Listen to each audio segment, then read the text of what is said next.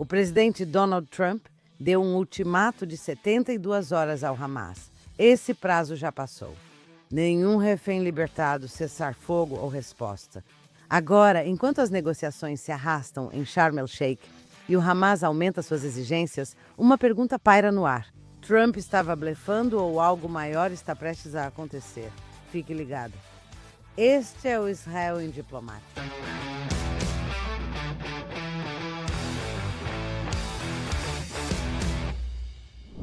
Shalom e bem-vindo a mais um episódio de Israel em Diplomático. Sou Mark Regev e, como sempre, estou com minha co-apresentadora Ruthie Bloom. Como vai, Ruthie? Estou bem, Mark.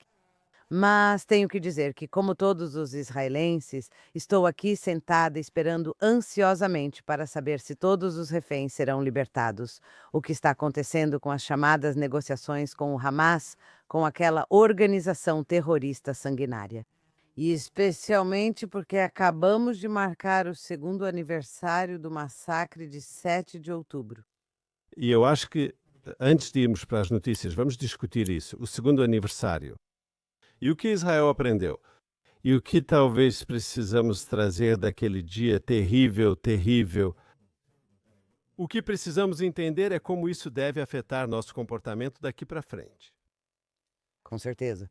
Bem, o que posso dizer é que depois daquele dia horrível, a maioria de nós, eu diria que provavelmente todos os israelenses, se sentiram apavorados e chocados. E não porque o Hamas cometeu as atrocidades, mas porque Israel foi pego desprevenido. Uma coisa que os israelenses sempre sentiram é que, mesmo cercados por inimigos, estão o mais seguros possível, pois os serviços de segurança, especialmente as forças de defesa de Israel, estão atentos. E de repente nos sentimos tão vulneráveis. Como isso é possível? Mas eu tenho que dizer, nós nos recuperamos muito rápido, no sentido de que o governo, independentemente do que dizem os manifestantes contra o governo liderado pelo primeiro-ministro Netanyahu agiu imediatamente. E nesses 2 anos fez tanto no Oriente Médio.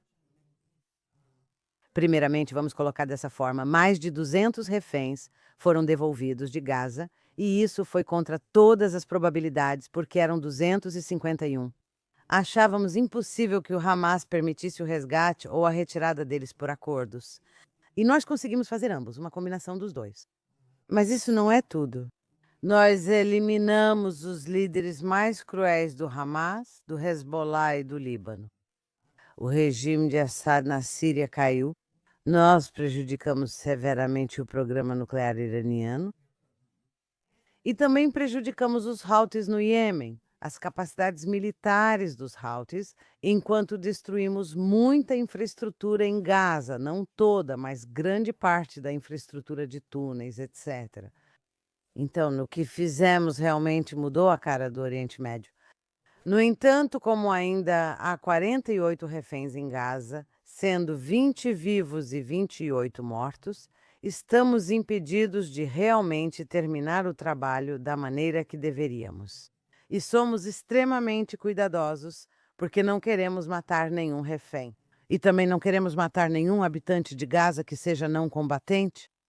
Então eu concordo com o seu ponto de vista geral, com o quadro que você pinta, que o 7 de outubro é uma tragédia nacional. E os israelenses se sentiram decepcionados com seu exército, porque eles eram, você sabe, né? Os israelenses têm muito orgulho das forças de defesa de Israel. Esse é um dos melhores exércitos do mundo, muito eficiente, forte e inteligente. E no dia 7 de outubro, as pessoas se perguntaram, onde estava o exército? Como o Hamas atravessou a fronteira e realizou aquele massacre? Os israelenses ficaram furiosos com seus serviços de inteligência. Sabe, nós nos orgulhamos de ter a melhor inteligência do mundo. A inteligência de Israel é famosa mundialmente e já realizou feitos incríveis no Irã, Líbano e outros lugares. Por que ela falhou tão feio no dia 7 de outubro? E as pessoas ficaram irritadas. Eles sentiram que foram decepcionados. E, claro, o governo. Tudo isso aconteceu sob um governo. Eles disseram, por que o governo não estava, assumindo o controle? Por que o governo permitiu que isso acontecesse? As pessoas estavam frustradas e com raiva, com razão. Você também está certo sobre o que aconteceu desde então. E eu faria uma pergunta muito difícil, uma pergunta desconfortável. Israel teve 2 anos muito difíceis. Sim, você acabou de dizer que ainda temos reféns em Gaza, embora cerca de 200 vivos e mortos tenham sido trazidos de volta. Mas ainda há 50 reféns lá, e isso é uma dor contínua para eles e suas famílias. Você tem uma situação em que soldados continuam lutando e morrendo em Gaza. Infelizmente, isso continua. E o peso sobre as famílias dos soldados, o peso sobre os próprios soldados, os reservistas, todos os funerais que vimos nos últimos 2 anos de soldados que lutaram e morreram em combate. Depois, há, é claro, as consequências econômicas e sociais, todos os feridos, tanto física quanto mentalmente. O fato de termos tido que desviar tantos recursos para financiar essa guerra, e isso significa que a tributação aumentou, a economia sofreu um impacto. Sobre relações exteriores, muitos no mundo não gostam de Israel, ainda mais após 2 anos de guerra. Não julgo se isso é certo ou errado, só afirmo o fato. Muitos que considerávamos amigos tradicionais na Europa nos viraram as costas. Não é fácil. Esse aumento do antissemitismo, sobre o qual talvez falemos mais tarde ao redor do mundo também, essa guerra deu poder aos antissemitas em todo o planeta. Por isso, há muitos motivos para dizer que os últimos 2 anos foram muito difíceis. Mas eu acho que, corretamente, e você meio que mencionou isso, né? Se você olhasse para a situação geopolítica de Israel em 6 de outubro de 2023 e olhasse para onde estamos hoje, acho que você poderia argumentar fortemente que Israel hoje está em uma posição melhor. Apesar de tudo o que aconteceu, dos problemas com vários países, da economia e do fato de soldados ainda lutarem, infelizmente alguns ainda morrerão em Gaza. Por causa das mudanças no Líbano, das mudanças na Síria, do ataque ao Irã e da diminuição, sim, da degradação do seu programa nuclear e de mísseis, o fato de que essa tentativa iraniana de cercar Israel através desses grupos armados que atacariam Israel quando quisessem, sim, o fato de que o Hamas foi amplamente enfraquecido em Gaza. Sim, ainda há uma força remanescente a ser enfrentada. Mas eu acho que, se você comparar o dia 6 de outubro com onde estamos hoje, acho que é difícil, porque ainda há muitas coisas que doem. Acho que, objetivamente, talvez Israel esteja em situação melhor. Não só Israel, eu diria o mundo. Não que recebamos agradecimentos, mas quero corrigir algo que você disse. Você disse que por causa da guerra, sabe, Israel está enfrentando muito mais pessoas. Existe antissemitismo, etc. Não, na verdade, não é por causa da guerra. Na noite de 7 de outubro, antes mesmo do nascer do sol de 8 de outubro, o antissemitismo explodiu pela Europa e pelos Estados Unidos, antes mesmo de Israel responder ao massacre. Na verdade, o massacre de judeus, o massacre em massa de judeus, foi o que realmente encorajou os antissemitas. E isso parece contraintuitivo, mas se você olhar para a nossa história, na verdade não é contraintuitivo. E agora, muitos antissemitas ou simpatizantes de jihadistas, que sejam ou não antissemitas, isso é irrelevante, mas eles são pró-jihad, ativistas pró-jihad, despertos. Isso é um paradoxo para você. Eles usam a situação política em Israel e a guerra como desculpa. Eles dizem: não odiamos judeus, só os israelenses. Israel maltrata. Israel está usando força excessiva em Gaza. Isso é besteira porque essas mesmas pessoas já estavam protestando por toda parte antes mesmo de entrarmos em Gaza. Então sabemos que isso é mentira. E também sabemos qual é o motivo pelo qual sabemos que é mentira dizer que a guerra é responsável por qualquer tipo de manifestação de antissemitismo. Como sabemos disso é que estamos vendo judeus, especialmente judeus que são visivelmente judeus, se estão usando uma kippá, ou como muitos chamam, um yarmulke, ou vestidos com roupas ortodoxas, algo assim, quando são visivelmente judeus ou têm uma estrela de Davi, como eu tenho, eles estão sendo agredidos nas ruas de Paris, Londres, Nova York, Los Angeles, você escolhe. Melbourne, em todo o mundo.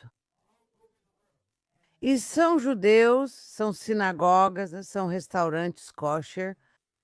Não é Israel. E sabe, o engraçado é que há judeus de esquerda. Ouvi no TikTok e em todo lugar. O que vocês querem de mim? Também sou anti-Israel. Ser judia não quer dizer que apoio Israel, mas tenho uma novidade para essas pessoas. Tudo bem. Hitler não se importava se você era uma ótima alemã, se você ia ao balé, se você não praticava e negava o seu judaísmo. Para antissemitas, você é alvo fácil, independentemente de suas opiniões políticas. Vimos isso em 7 de outubro.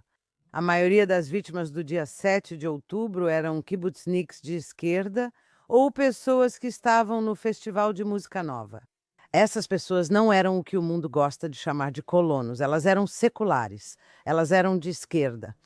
Elas acreditavam na paz com os palestinos e na solução de dois estados. Os jihadistas, assim como os nazistas, não se importam. Eles não se importam se você está do lado deles ou não, se você é judia. E você pode se curvar para eles o quanto quiser, não adianta. Então você está 100% certo nesse ponto, porque quando eles cruzaram a fronteira e mutilaram, estupraram, decapitaram e massacraram, eles não perguntaram às pessoas se eram a favor ou contra a reforma judicial, que era a grande polêmica na época em Israel. Eles não perguntaram se eram seculares ou religiosas. Eles não perguntaram se as pessoas eram de esquerda, direita ou sobre apoio ao Estado palestino. Eles eram. Qual é a forma politicamente correta de dizer isso? Eles eram assassinos de oportunidades iguais.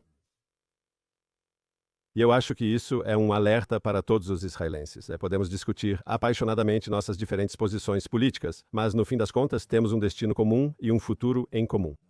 Isso ficou evidente mais uma vez no dia 7 de outubro. Você falou sobre o aumento do antissemitismo. Podemos ser mais específicos? No Yom Kippur ainda não falamos sobre isso. Houve o ataque à sinagoga em Manchester e, obviamente, 2 pessoas foram mortas. Acho que 3 ficaram gravemente feridos e foram levados ao hospital. Pelo que entendi, a equipe de segurança voluntária judaica local salvou o dia. Poderia ter sido muito pior. Pense nisso. Deve ser difícil para um judeu britânico. Por um lado, você tem pessoas associadas à esquerda, à extrema esquerda e islamistas que estão lá todo fim de semana, sabe? Pedindo para globalizar o antifadr e usando discursos de ódio terríveis quando se trata do povo judeu e do Estado judeu. Por outro lado, você tem uma direita radical também fazendo manifestações cuja liderança, não estou dizendo que todas as pessoas que estão manifestando, mas a liderança tem sido associada a esse tipo de neofascismo, neonazismo, aquele racismo de direita à moda antiga. É como ser um judeu britânico. Você olha para os lados e vê pessoas que não gostam de você.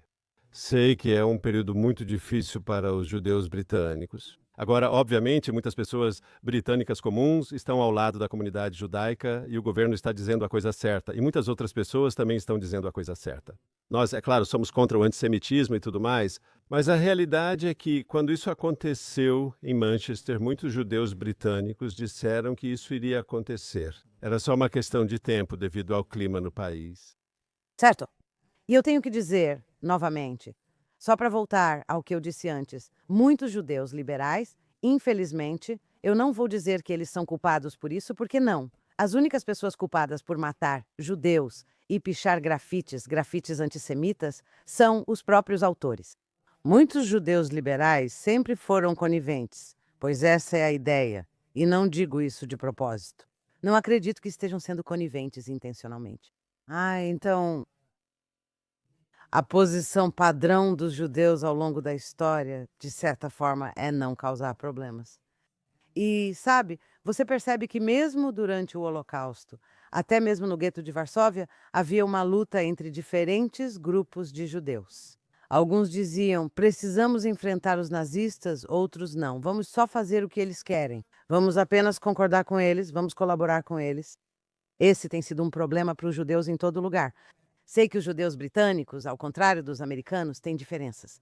Há muitos judeus americanos de esquerda, mas os judeus americanos são mais vocais. Independentemente da posição política, judeus americanos costumam ser muito falantes. Ok. Os judeus britânicos possuem cultura distinta. A tradição deles sempre foi a comunidade judaica organizada na Grã-Bretanha. Não estou falando das afiliações políticas deles novamente. Sempre foi assim, estamos nos misturando. Negociamos com a liderança britânica. Temos que ter cuidado para não antagonizar algo assim. Os judeus na América não se importam em antagonizar. Eles gostam de antagonizar, é só uma cultura diferente, mas aceitam isso. Esse é um problema com judeus, que não percebem que ser o senhor bonzinho não ajuda quando esse tipo de ataque está acontecendo. Então é verdade. Quero dizer, já trabalhei tanto no Reino Unido quanto nos Estados Unidos. E você está absolutamente certo. Judeus americanos, se posso usar, você usou outra palavra, né? Mas diria que são bem mais diretos. Os judeus britânicos são muito mais contidos. Acho que isso faz parte. Ambos falam inglês. Parece igual, mas pense bem, não é. A Grã-Bretanha pertence ao velho mundo e a América ao novo. E talvez isso faça muita diferença nesses casos. Olha, já estamos conversando há mais de 15 minutos e ainda não falamos sobre as grandes novidades. Então, vamos lá. Poderíamos passar o episódio falando dos 2 anos até 7 de outubro, mas vamos focar no que acontece no Cairo. Na verdade, é em Sharm el-Sheikh. Sharm el-Sheikh, desculpa. Não é no Cairo, você está certa. Na verdade, isso é porque nem todo mundo sabe onde fica. Então, porque é Sinai. no Egito.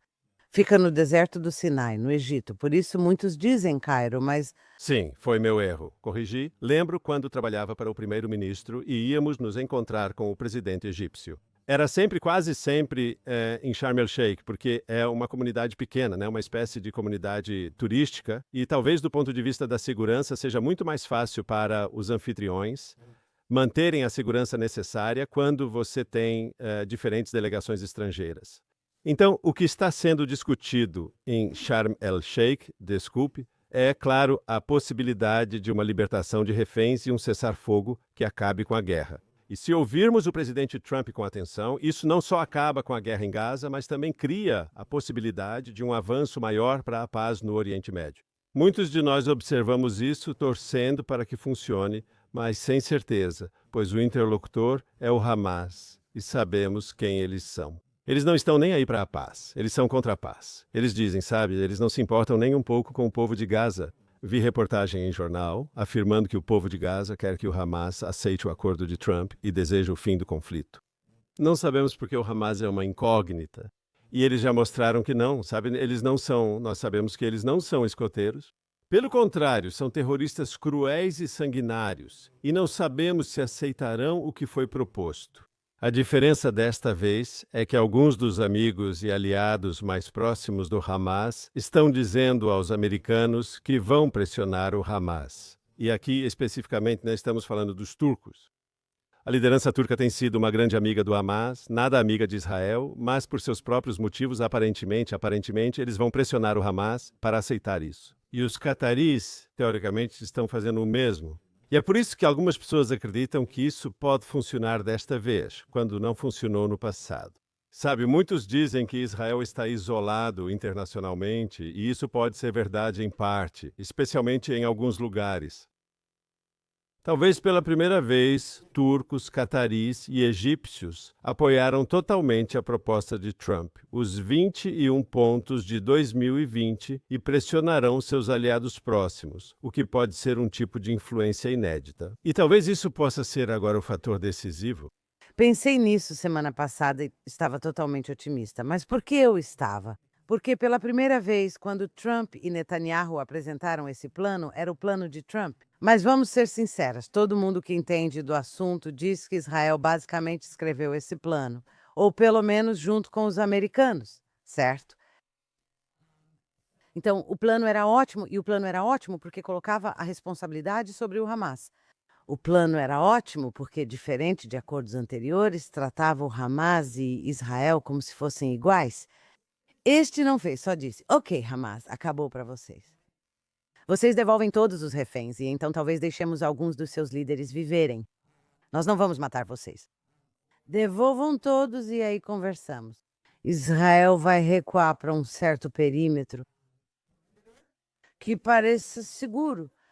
Há muitos pontos nesse acordo, todos sobre o futuro e um caminho para um Estado palestino, o que considero um absurdo. Não haverá Estado palestino porque os palestinos nunca farão as reformas necessárias, etc. Mas o principal ponto desse acordo foi dizer que o Hamas não pode ter nenhuma participação no governo de Gaza e que precisa depor as armas. Mas primeiro, antes de qualquer coisa, eles precisam devolver todos os reféns em até 72 horas. E isso foi um grande motivo de otimismo, porque, como você também disse, Trump conseguiu fazer com que o Catar, que tem abrigado o Hamas, a Turquia, os Emirados Árabes Unidos, quem mais, o Egito, todos esses países muçulmanos e árabes apoiassem e dissessem que assinaram esse acordo. Então dissemos: isso é ótimo. Isso é ótimo porque o que Trump também disse foi: se não devolverem todos os reféns, o acordo está cancelado. Tudo está cancelado. E então Israel pode fazer o que precisar com meu total apoio. E quando ele diz meu total apoio, isso também significa o apoio total da Turquia, do Catar e de todos os outros, porque todos eles concordaram com esse acordo. Agora me sinto o oposto. Eu estava otimista. Agora estou totalmente pessimista, porque essas conversas começaram. E antes de tudo, porque Trump disse: ok, estou esperando o Hamas responder. Israel, todo mundo está de acordo. Estamos esperando a resposta do Hamas. O Hamas respondeu dizendo não, fingindo que disse sim. E Trump disse: ótimo, o Hamas disse sim, vamos começar a negociar. Mas não disse. Se você ler o memorando do Hamas, não disse sim. Disse tudo o que vem dizendo desde o começo. Tudo bem, mas podemos dizer que Trump é esperto, um negociador inteligente. Quando ele disse tudo bem e o Hamas aceitou começar, ele estava dando um pouco de permissão. Nós vamos entrar no seu jogo. Mas agora, já faz alguns dias que, sem os Estados Unidos da América e Israel nas negociações, o que estamos vendo é que todo dia o Hamas aumenta suas exigências. Eles dizem: não vamos depor as armas e só libertaremos os reféns após a retirada total de Israel, contrário ao plano de Trump.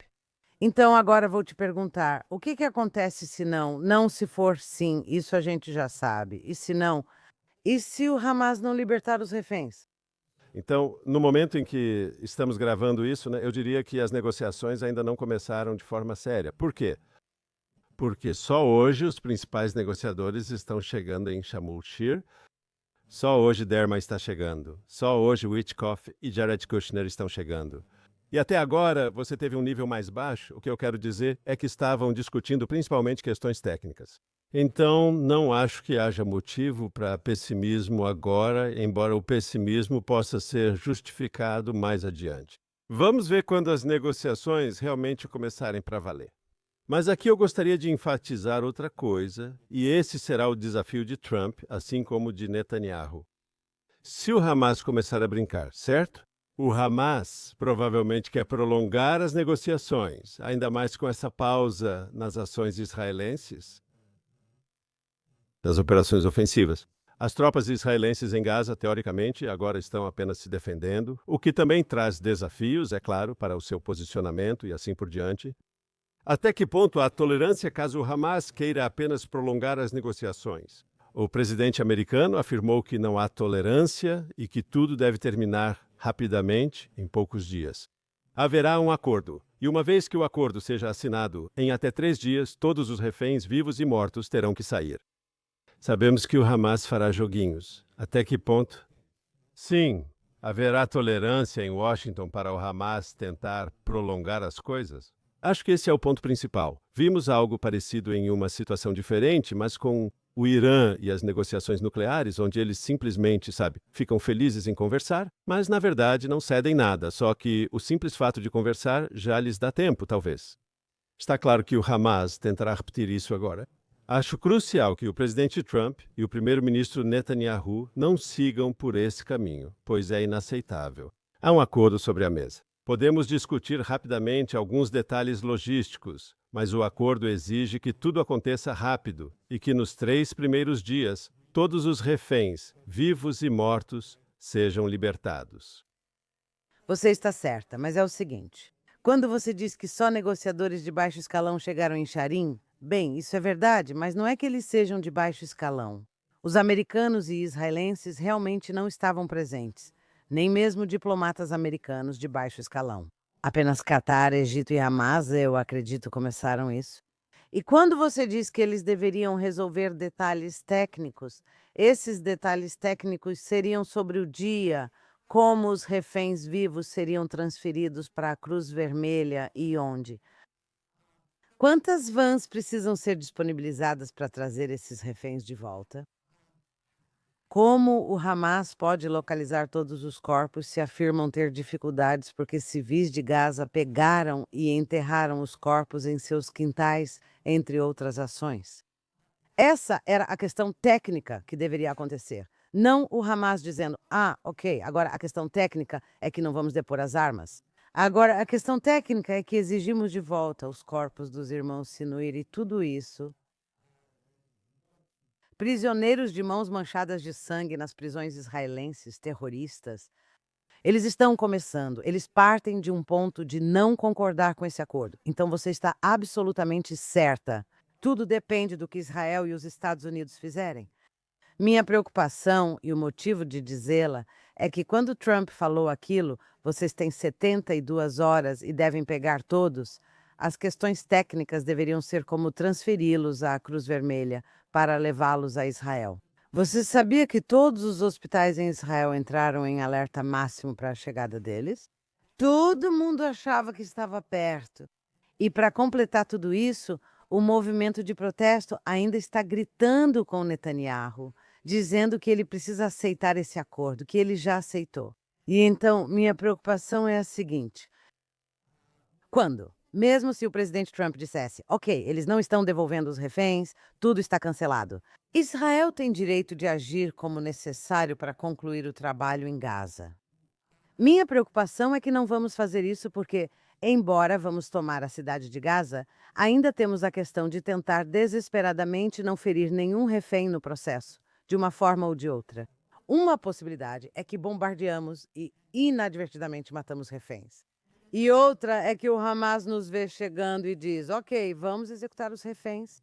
Eles já fizeram isso antes com 6 reféns, ao ouvirem tropas acima dos túneis, simplesmente os executaram. Então estamos nessa posição, e o Hamas sabe disso muito bem, e o Hamas também sabe. Deixe-me dizer, o Hamas entende os judeus melhor do que nós. Eles sabem exatamente que nos importamos com cada vida humana, e até nos importamos com os corpos dos mortos. E estávamos dispostos, estaremos dispostos.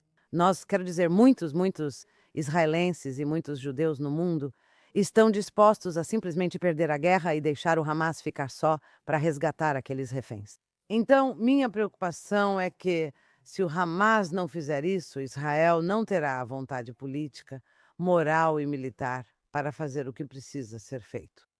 Acredito que, assim como o governo e a maioria do público israelense, o principal objetivo articulado é o retorno de todos os reféns. Segundo, o Hamas está desarmado e Gaza completamente desmilitarizada, eliminando a ameaça. Sim, o Hamas não governa mais Gaza. Esses princípios ainda são totalmente válidos. E eles estão no plano do Trump. Eles estão no plano do Trump. E a questão será, quando o Hamas diz que está negociando, eles estão realmente tentando mudar isso. Se eles tentarem mudar isso, não haverá acordo, fim da guerra, nem libertação dos reféns. Se isso for funcionar, esses princípios israelenses fundamentais precisam estar no acordo. Agora, eles estão lá. O Hamas vai tentar tirá-los? Talvez. Existem, mas teoricamente. Claro, mas vamos esperar para ver como isso se desenrola quando as negociações nos próximos dias entrarem em ritmo acelerado, certo? Hoje e amanhã, quando as pessoas sérias aparecerem, se os turcos, por razões ligadas à relação bilateral com os Estados Unidos da América, prometeram ao presidente Trump entregar o Hamas. Se os cataris, por seus próprios motivos, prometeram ao presidente Trump que vão entregar o Hamas desta vez, certo? Não, eu concordo. Temos que ser céticos, é bom ser cínico, é bom saber com quem estamos lidando, sim. Se houver vários motivos convergindo, é diferente os Estados Unidos da América e Israel dizerem ao Hamas, vocês precisam fazer isso ou então... Mas, se os amigos mais próximos do Hamas, as pessoas de quem o Hamas depende para sobreviver, sim. Quero dizer, no fim das contas, todos eles vivem, a liderança deles vive, não todos, alguns vivem na Turquia, mas a maioria da liderança vive no Catar, em hotéis 5 estrelas, como você já disse no nosso programa antes. Eles vivem uma vida de luxo às custas do governo do Catar. Se o Catar disser aceitem esse acordo ou mudaremos totalmente nossa relação e talvez até expulsemos vocês do país, se essa pressão for feita sobre o Hamas, pode haver mudança e veremos um acordo alinhado aos princípios de Israel. Agora, isso vai acontecer? Eu não posso te dizer o que vai acontecer. Tudo o que posso dizer é o seguinte: hoje parece que há uma chance maior disso acontecer do que vimos antes. Concordo. Mas se o Catar pudesse pressionar, já teria feito desde que o presidente Trump anunciou o plano na semana passada. Desculpe, o Catar poderia ter dito isso imediatamente. E a Turquia poderia ter dito também. Todos eles poderiam dizer isso na hora. E eles não estão dizendo. Eles não estão fazendo isso, não é só falar, ok? Porque sabe de uma coisa? Sabe de mais o quê? O Catar e a Turquia sabem? Eles sabem que, se o Hamas não fizer isso e Israel então voltar a tomar a cidade de Gaza, etc., ambos sabem que não serão culpados. Israel será culpado. Eles mesmos dizem que são nossos inimigos. Por isso sou muito cética. Aliás, quero dizer mais uma coisa. Isso vai levar vários dias. Certo, duas coisas. Em relação aos reféns, primeiro de tudo, eles estão sendo privados de comida e torturados. E nós sabemos disso. Nós vimos os vídeos deles, os vídeos do Hamas com eles. E eu ouvi uma médica explicando que, à medida que o acordo se aproxima, se o Hamas estiver considerando liberar os reféns vivos, eles podem tentar alimentá-los demais agora para engordá-los antes de soltá-los. Isso, a médica disse que é muito perigoso. Isso pode matá-los. A realimentação é todo um processo. Nós sabemos disso também por causa do Holocausto. A realimentação é algo que você precisa saber como fazer. Não basta dizer, aqui, coma. E isso também é uma preocupação. Não é só que eles estão morrendo de fome, mas se você introduzir comida demais muito rápido, isso também pode causar falência dos órgãos. Isso é uma coisa. E outra é que, então, a cada dia que passa, os reféns estão em perigo. E adivinha quem mais está totalmente em perigo? Nossos soldados. Nós interrompemos grande parte dos nossos ataques aéreos. Concordamos em cessar fogo, a menos que sejamos atacados por combatentes do Hamas em Gaza. E nós mantivemos isso nos últimos dias. A ideia é que os soldados em Gaza ficam totalmente em risco sempre que isso acontece. Vimos isso todas as vezes que lutamos em uma guerra, especialmente em Gaza. E assim que há um cessar-fogo, os soldados ficam como alvos fáceis e de mãos atadas. Então, não só os reféns agora estão em mais perigo, mas os soldados também estão em mais perigo. Nós não temos tempo e... Você está certa sobre contar com Catar e Egito. Eles buscam o apoio dos Estados Unidos da América. Mas eles também sabem jogar dos dois lados. Eles sabem exatamente, estiveram do lado do Hamas durante toda essa guerra. Eles sabem que qualquer coisa que acontecer, eles não serão culpados por isso. E que Trump não vai culpá-los pelo Hamas não aceitar o acordo. Vamos ter que esperar para ver. Nosso tempo está acabando. Eu só acrescentaria, com sua permissão, vamos supor que isso dê errado. Vamos supor que o Hamas apenas continue com suas exigências absurdas de vitória. Eles rejeitam o que está na proposta. Não é bom. Seria melhor se eles capitulassem diplomaticamente, desarmassem, permitissem um futuro melhor para Gaza e libertassem os reféns. Isso seria melhor, mas se não acontecer, para mim está claro o que vai ocorrer, qual o plano. Voltamos ao ponto de 3 semanas atrás. O exército israelense, de forma criteriosa, cautelosa, mas com compromisso de cumprir a missão, entra na cidade de Gaza e enfrenta os últimos remanescentes da liderança do Hamas e da máquina militar do Hamas. Isso precisa ser feito. É quase como, sabe, o presidente Trump costumava dizer, sabe, os iranianos, sabe, a gente pode conseguir um acordo, eu prefiro um acordo, mas caso contrário, vamos fazer outras coisas. No final, temos que fazer outras coisas. E Israel liderou esse caminho. É a mesma coisa com o Hamas. Ou é feito de forma pacífica, ou é feito por meios militares. Talvez o Hamas, e estou ciente disso, não deixe escolha para Israel se não aceitarem o acordo. Se o Catar e a Turquia não pressionarem ou se o Hamas decidir ignorá-los. Mas o Hamas precisa saber que, se recusar, sua estrutura de comando e controle na cidade de Gaza será destruída. As unidades militares deles na cidade de Gaza serão desmanteladas. Hamas, a guerra contra o Hamas vai continuar. Ela vai continuar até alcançarmos o que precisamos alcançar. Espero que você esteja certa em ambas. Obviamente, espero que seja pelo caminho fácil, como o Trump disse, fácil ou difícil. Tomara que seja o fácil. Eu sou muito, muito cética. Na próxima semana, quando conversarmos de novo, veremos que progresso foi feito ou não foi feito. Ansioso para falar com você de novo. Eu também.